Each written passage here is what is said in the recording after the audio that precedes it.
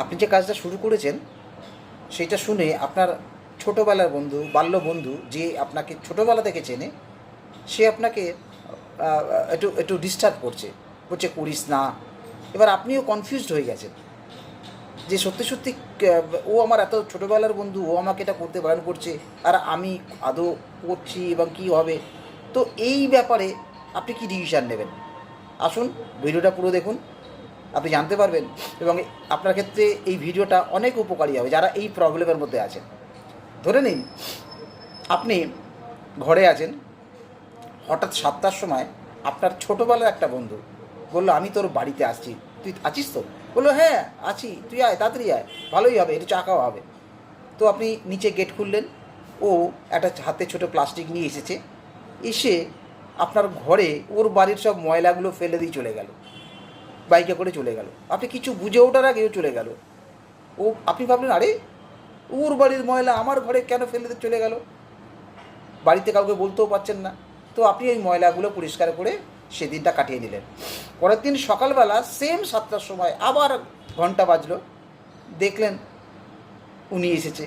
আপনি গেটটা খুললেন, ও আবার আগের দিনে যে ছোট প্যাকেটটা এনেছিল এবার একটু বড় প্যাকেটে এনেছে। আপনি ভেবেছেন যে অন্য কিছু এনেছে।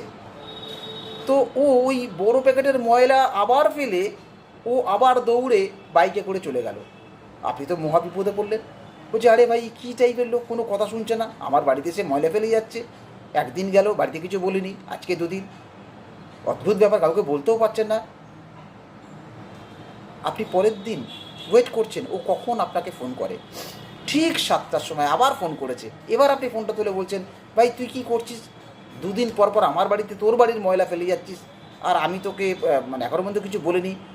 বলছে, না ভাই সরি, কিছু মনে করবি না, হয়ে গেছে, আমি আজকে তোর বাড়িতে যাচ্ছি। এবার আপনি বলছেন, তুই আসবি মানে তুই আবার কি ঘটাবি? বলছেন, না না না, যা ঘটার ঘটে গেছে, আমি অ্যাপোলজি চাইছি, আমি আসছি।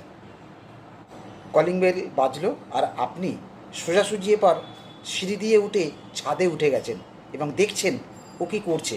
আপনি দেখলেন ও একটা ময়লার গাড়ি এনেছে। এরপর আপনি কি গেটটা খুলবেন? আপনার জীবনও সেরকম। আপনার যত ভালো বন্ধুই হোক না কেন, সে তার ময়লাগুলো আপনার মনের মধ্যে ফেলে যাচ্ছে। এবার বলুন, আপনি যদি আপনার মনের গেটটা খুলে রাখেন, তাহলে আপনি চিরকালই তার ভালো বন্ধু হয়ে নিজের স্বপ্নগুলো হারিয়ে ফেলবেন। আর যদি মনের দরজাটা বন্ধ করে রাখেন, তাহলে এরকম বন্ধুকে হারিয়ে আপনি নিজের স্বপ্ন পূরণ করতে পারবেন। যদি ভিডিওটা ভালো লাগে, লাইক, কমেন্ট এবং শেয়ার করবেন।